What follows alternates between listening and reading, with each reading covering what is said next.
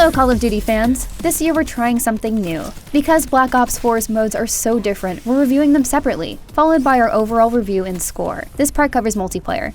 Call of Duty Black Ops 4 is a very good first-person shooter with new tools that encourage creativity and playstyles, but doesn't demand it.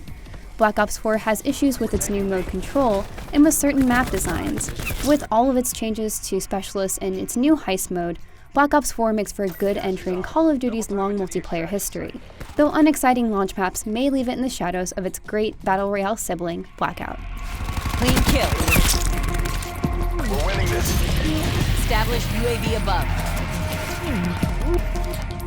Black Ops 4's arsenal plays exactly as I expected it to as a longtime Call of Duty player. Shooting is crisp, which is important for taking out the goofy players that bounce around corners. I'll take jump shots over drop shots any day.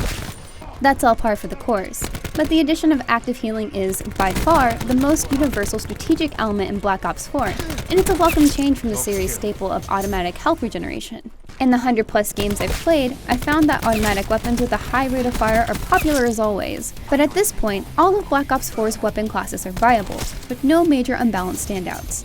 In fact, some of the best high-level weapons like the Cordite and Swordfish are available in the preset classes, giving lower-level players a chance to try out great weapons early on. Unlike hero shooters where team composition is incredibly important, Black Ops 4 specialists are an extension of your loadout, not the definition of it. That provides lone wolves like me the freedom to choose the specialist that gives me the biggest advantage on each mode or map. However, if you want to play as a team, some specialist kits work together beautifully. I love that these multiplayer characters were designed with all kinds of players in mind. I found that specialists generally feel well balanced, excluding Ajax's 9-bang that's available far too often for as useful as it is. There are ways to use some enemy equipment to your advantage though. The Engineer perk allows players to see enemy score streaks and equipment, which can help inform teams which points to target next. The new Heist mode is a great addition to Black Ops 4 multiplayer. It's similar to Battlefield Hardline's Heist or Payday and serves as a fun palate cleanser between classic modes.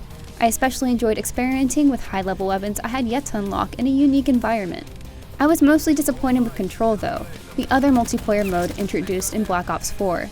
The Capture mode can offer intense matches on mid-sized maps like Jungle and Seaside, but Control also brought me the closest I've ever been to rage quitting because it's frustratingly easy to get pinned down in your spawn area if you're up against a hyper-aggressive bunch. Many of the main spawn points on new maps are in open terrain, making it easy for the opposing team to pick off newly spawned enemies over and over again. I experienced this most in modes featured in the Capture mosh pit, but the fact that my teams were pinned down like this multiple times in Black Ops 4's first week is discouraging. Some of the new, narrow, 3-lane maps like Icebreaker and Morocco also just feel stale after playing them for a few times. I'm glad that there are some new maps that are genuinely fun to play though, like Gridlock, Militia, and Hacienda.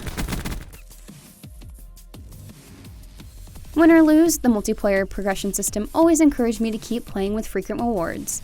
Operator mods are a great incentive to keep playing, and to master weapons too. These new attachments unlock after you've reached certain weapons' max level, and make them more powerful in some unique way. Level progression also feels fair in Black Ops 4, and there's plenty of stuff to unlock and try out on the road to prestiging.